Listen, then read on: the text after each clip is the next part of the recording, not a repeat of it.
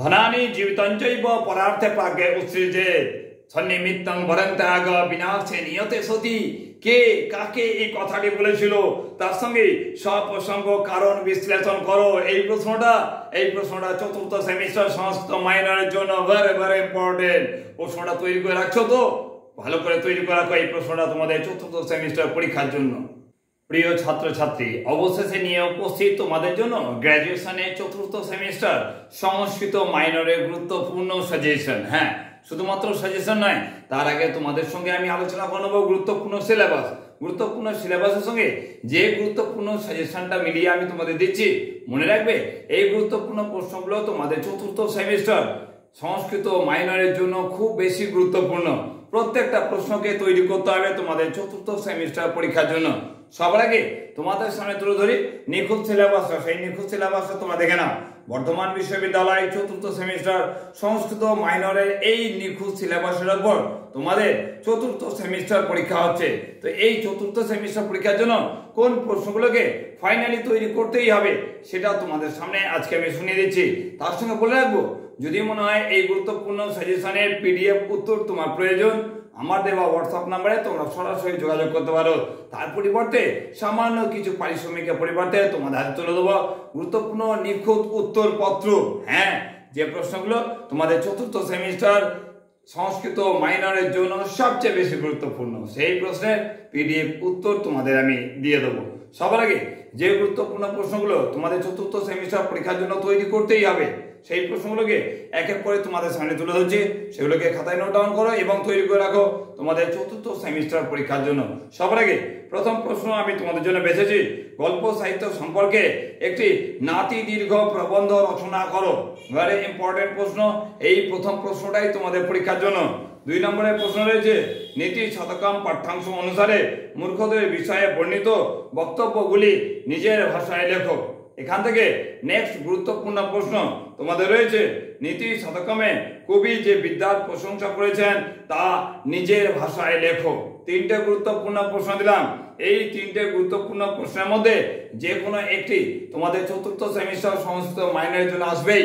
তাই বলবো, এই 3টে প্রশ্নকে ভালো করে তৈরি করে রাখবে তোমাদের সংস্কৃত মাইনরের চতুর্থ সেমিস্টারের পরীক্ষার জন্য রয়েছে। তারপর নেক্সট প্রশ্ন, নীতি শতকমে লক্ষ্যস্থিত ব্যক্তি কিরূপ চারিত্রিক গুণ হওয়া উচিত তা লেখো করবে। তারপরে গুরুত্বপূর্ণ প্রশ্ন, ভর্তৃহরি রচিত নীতি শতকমের রচনা শৈলী বর্ণনা করো।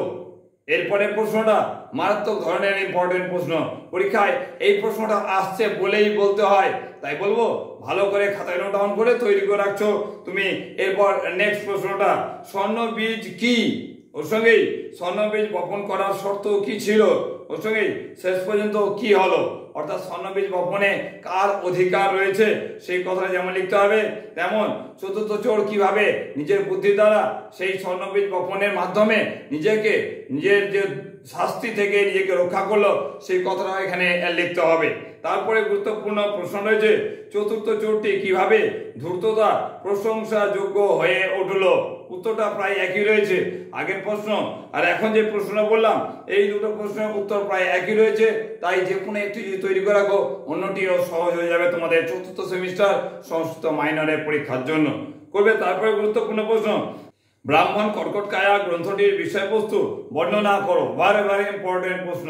তারপর 9 নম্বরের গুরুত্বপূর্ণ প্রশ্ন রয়েছে, শূদ্র বীরবর কথা গল্পে বীরবর চরিত্রটি আলোচনা করো। তোমরা এখানে বলে রাখবো বীরবরের চরিত্রটি আলোচনা করো। এই প্রশ্নটা তোমরা তৈরি করে রাখছোই। তবে এই প্রশ্নটা যদি কোনো ক্ষেত্রে না আসে, কোন প্রশ্নটা আসবে মনের ভেতর যদি প্রশ্ন থাকে, তাহলে এরপর নেক্সট প্রশ্ন যেটা বলছি ভালো করে শুনে রাখো। সেই প্রশ্নটি খুব দরকারি, রাজা শূদ্রকে চরিত্র বর্ণনা করো। অর্থাৎ তুমি এখান থেকে কি বুঝলে, এখানে বীরবরের চরিত্র যেমন বর্ণনা করো খুব বেশি গুরুত্বপূর্ণ, তেমনি রাজা শূদ্রকে চরিত্র বর্ণনা করো। Very very important. রাজা শূদ্রকে চরিত্র বা বীরবরের চরিত্র যে কোনো একটি দিতে পারে তোমাদের পরীক্ষায় 10 নম্বরের গুরুত্বপূর্ণ প্রশ্ন হিসেবে। তাই দুটোকেই ভালো করে তৈরি করে রাখছো। তারপরে গুরুত্বপূর্ণ প্রশ্ন হচ্ছে, ধনানি জীবিতঞ্চৈব পরার্থে প্রাজ্ঞ উৎসৃজেৎ সন্নিমিত্তং বরং ত্যাগ বিনাশে নিয়তে সতি। প্রশ্ন রয়েছে, কাকে এ কথা কে বলেছেন? ওর সঙ্গে সপ্রসঙ্গ কারণ বিশ্লেষণ করো। করবে। তারপরে গুরুত্বপূর্ণ প্রশ্ন, উপায়ে সাফল্য রক্ষা নিষ্ফলে না ধিকাংমৃতে ভাব সম্প্রসারণ করো। এই প্রশ্নটা তুলে বা এই লাইনটা তুলে বলতে পারি ভাব সম্প্রসারণ তোমাদের পরীক্ষা দিতে পারে। তারপর প্রশ্ন, স্বর্ণবীজ বপনে কেউ রাজি হলো না কেন? এই প্রশ্নটা 5 নম্বরের গুরুত্বপূর্ণ প্রশ্ন হিসেবে তোমরা প্রত্যেকে তৈরি করে রাখছো। তারপরে প্রশ্ন রয়েছে, প্রত্যয়তি যমদ্বারাৎ প্রতিকার পর নর, চতুর্থ চোরের জীবনে এই উক্তি কিভাবে কার্যকরী হয়ে উঠেছিল তা লেখো। তোমাদের যে গুরুত্বপূর্ণ প্রশ্নগুলো দিলাম 14টা গুরুত্বপূর্ণ প্রশ্ন, প্রত্যেকটা প্রশ্ন খুব বেশি গুরুত্বপূর্ণ সংস্কৃত মাইনরের পরীক্ষার জন্য। হ্যাঁ, চতুর্থ সেমিস্টার সংস্কৃত মাইনরে যে সকল স্টুডেন্টরা বলছিলে যে স্যার গুরুত্বপূর্ণ পিডিএফ আমার প্রয়োজন রয়েছে, তাদেরকে বলবো আমার হোয়াটসঅ্যাপ নাম্বারে তোমরা সরাসরি যোগাযোগ করতে পারো।